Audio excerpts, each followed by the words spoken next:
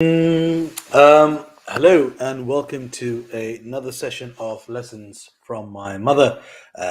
We are on lesson 27 and it's cold in Montreal. As you see, I'm wearing a jacket inside the house. Um, but it's one of my favorite times of the year. After autumn, October time, this is my favorite time when there's a lot of snow and it's cold, and when you go out, you have to pack yourself up. Yeah, I just like it more. I've never liked the summer. I've always liked the winter more. So yeah, the lesson for today is to never announce things before they happen, and that is a lesson that sufficiently applies to me because I am incredibly extroverted. In fact, when I do the Big Five test, I rank in the 98th percentile, 98, 99 in terms of extroversion. So I can go and talk to anyone. I can pick up a conversation with not almost, I can talk to anyone.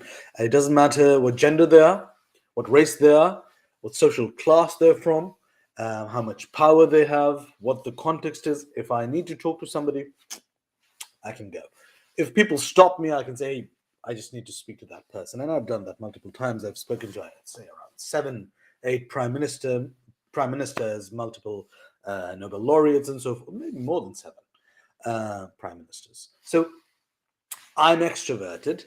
And if you know anything about extroversion, it doesn't mean you're talkative. It means you um, build energy from the people that surround you. The more the people, the more energy you get. Therefore, I love karaoke bars, and I love playing team sports, and I love debates and conversation and weddings and parties. I love the big event. I love parliament.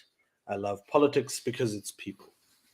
Less so with just with machines and diving deep into structures. Even as an architect, um, I like being on the construction side, surrounded by 500 foremen, laborers, draftspeople, and so forth, rather than sitting in my beautifully lit corner office and just designing. No, I like being surrounded by people. And one of the things this extroversion brings is the sharing of information.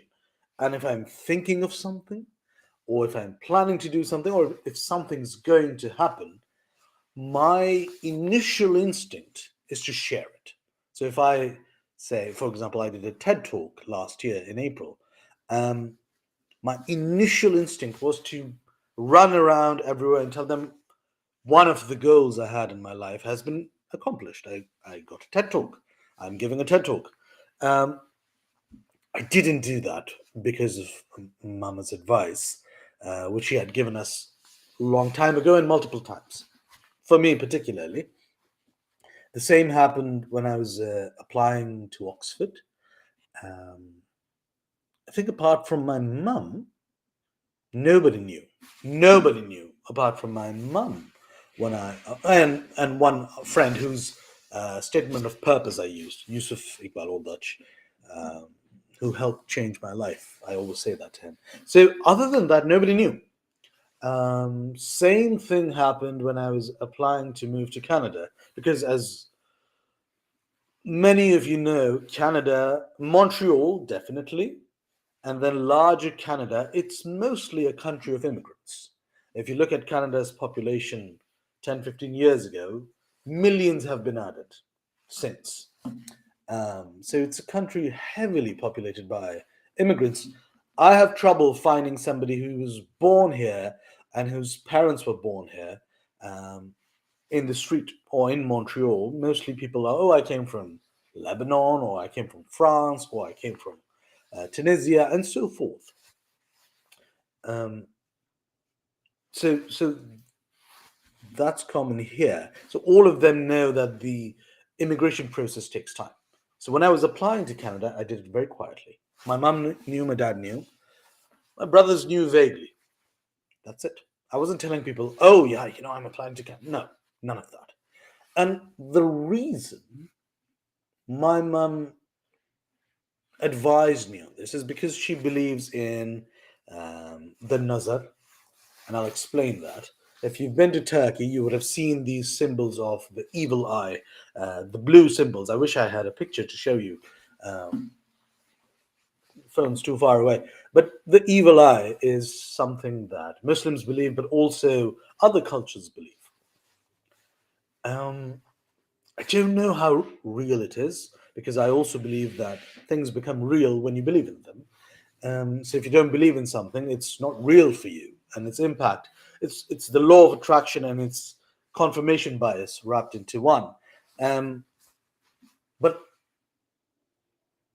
even if you don't believe in it, there's no harm in adopting behavior as long as it doesn't change your initial mode of thought. Adopting behavior that would prevent that but not change your initial mode. What I'm saying is it's always best to err on the side of caution unless a risk is necessary.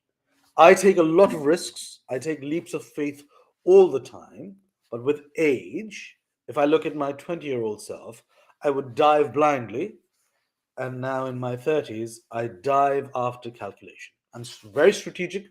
I weigh a lot of options, I look at a lot of possibilities, and then I dive like it's nobody's business. I take a leap of faith all the time with my heart, with my mind, with my soul, with my body all the time. But I'm careful because things break.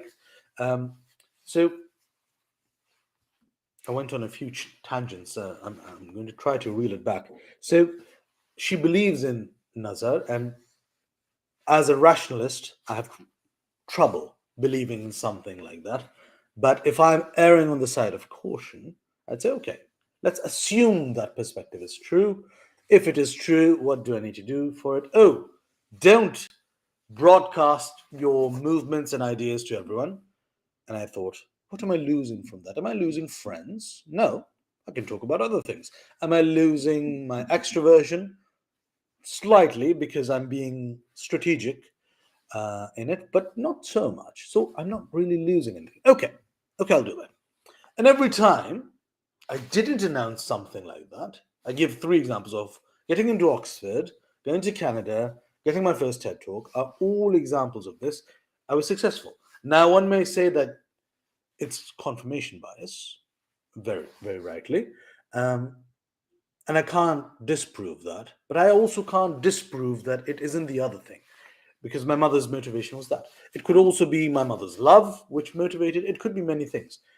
But the crux here is to not announce things before they happen. And one of my good friends um, from Oxford, who is a 10 time or 11 time author. Some of his books are best selling, some of his books are being turned into media like film and web series, who's worked as a journalist. And now he's very high up in one of India's largest public organizations with the Modi government. I call him a teddy bear, and I call him a David Dhawan lookalike, Hindol Sen Gupta. He's a good friend of mine, and I remember we were having a chat because I was still struggling with this level of extroversion. Uh, I wouldn't say struggling, but it wasn't still fully in my control. So at that time, I was talking to him, though, like, hey, you didn't tell me. And he said, look, Ali, I just have to tell you the truth here. I never talk about things until they're done. That's how Hindol speaks. If you've ever heard his multiple TED talks or his speeches, that's how he speaks. I have to tell you. So, and I said, but why not? Not even friends? He said, no. Well, what's the point? And I didn't agree with him fully. Um, Thank you, LinkedIn user. For some reason, I can't see your name, but thank you for your kind message. Writing, mashallah. Thank you so much. But can't see your name for some reason. Um, so he said that to me, and I said, why doesn't he? And other friends of mine who I admire and I consider successful have done similar things. I thought, that's very interesting. Let me try to do that more and more. So when I was starting this doctoral position, this as a research scholar in Montreal, um, my flatmate knew. At that time, I had a flatmate. He was one of my best friends. My mom knew. My dad knew. Um, My brothers roughly knew, and that's it. I have family, I have friends in England, in Pakistan, in Turkey, in Canada, in America, in China, in India. None of them knew. None of them knew a thing until I was accepted. I didn't talk to anybody about it. Um, they'd come and say, "So what are you doing?" I'd be just, pandemic, trying to find something, just a small ad tech, because Lachine was in its embryonic stages at the time. Um, so just that. Even with Lachine, it's called Edu Lachine, but I call it Lachine because that was the original name. Even with Edu Lachine, we applied for the McGill Dobson Lead Startup Program. We got in. Then we applied for the Parcours Remy Marco at HEC Montreal, and we got in. We were the first English-speaking team, and of the hundreds that applied, we were in the top 15 that was selected and did the incubator program for 6 months, and we won every pitch contest, and it was an incredible experience. But apart from my team and my parents and my brother, nobody knew. Nobody knew that we were applying, not even my classmates, nobody. Oh, I'm doing this. What's the point of announcing it before it happens? A, it attracts nazar or negative vibes, which is the metaphysical point of view. But the practical point of view is, why are you doing it? So, one conclusion here is social proofing. You are trying to establish um, a status in your surroundings. I'm not telling a stranger, because then that would mean I'm trying to establish a status worldwide. I'm telling people in my circle, so um, employers or family or friends or colleagues, and on the internet. So I'm trying to establish a social status in my circle. And the question then is, why are you trying to do so? Why is that? Why is that the goal? It makes you feel good. Absolutely. One of the reasons extroverts might share more information is because it really feels good. Um, it almost borders on showing off. I don't know if I've seen an introverted show off. That would be interesting. It almost works in opposite directions, because they won't be sharing as much with the crowd, and then after a while they try to go and recoup their energies. So I don't know. It could happen, but what I've noticed is it more in extroverts who are willing to share more. This is happening and that is happening, and asking questions and sharing ideas, um, and less of a filter. So the practical reasoning is, why would you do so? So it's social proofing. Do you need that social proofing before the act is done? And the answer is no, you don't. The act in and of itself would be enough at most times. So if you're writing a book and you're telling people, I'm writing a book, it's the best book, blah blah blah, but you never end up finishing it, it's useless. It's useless. Everybody will say, hey, what happened with your book? Instead, if you finish a book, speak to agents, publishers, work with editors, develop the book. When it gets to the stage where an agent says, okay, I'll carry this forward, you get a publishing deal, and you publish it. Right before that happens, then you announce, hey, I wrote a book. I've written a book, and I'd love for you to buy it. That works much better. Directly advertising it won't really help unless it is done. Um, I've agreed with sprinkling of ideas now instead of outright telling people, um, because the extroversion is being controlled. So, what she has said makes sense to me. Um, Although it doesn't come to me naturally, the natural instinct is to just speak, share here, and keep that dialogue going. But metaphysically speaking, practically speaking, and also psychologically speaking, seeking external validation through social proofing, for example, it doesn't benefit you. What benefits you is doing the actual thing. So I did the same with my running. Now I can run for an hour non-stop. But a few months ago, I was running only 10 minutes a day. Now I can run an hour a day without much trouble. Thank God.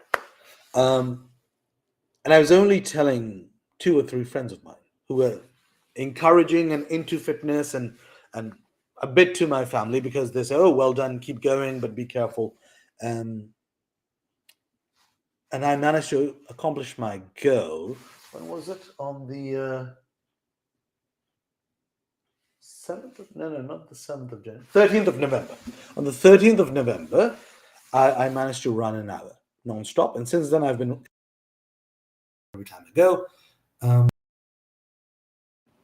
oh, something's wrong with my mic. What's wrong with my mic? It's doing just fine. Ah, no, it's fine. Okay. So I was able to do that, but I didn't announce it to people. And now the goal is to know your goals, refine them, work on them, only speak to the people who are useful in that goal. And when it's achieved, then announce it to people. That's much better than just telling everyone, "Oh, I plan to do this one day. Oh, I'm doing this," and then not doing it. Yeah, it's my. Why is this causing trouble for my mic? Yeah, it's fine. Okay. So that was the lesson for today. Never announce things before they happen. I know I gave a lot of examples and that was slightly went into some digressions, but I hope I was able to wrap it back up. It's always better to do than to announce. And then after you've done it, then feel free to announce it. But put more energy into the doing rather than into broadcasting it. But that's the lesson for today. Um, Love you, Mum. Love you from the core of my soul, from the bottom of my heart. Can't wait to see you again. Um, and thank you, everyone, for joining and listening. If you have lessons from your mother, write to me. There are people who write to me. Sometimes I invite them on the show. Sometimes I refer to them. I get messages sometimes on LinkedIn, of all places, LinkedIn, Facebook. Hey, my mum said that too. Hey, I love this lesson. Write in the comments, share whatever you want from your mum. And if you'd like to come on the show, I'm happy to have on as many people as many times. The goal here is to collect, and eventually turn it into some form of writing. And I'm happy to share that avenue with many people, and happy to share your name and so forth. So if you have any stories to relay, come forward and share them. Thank you so much. Have a wonderful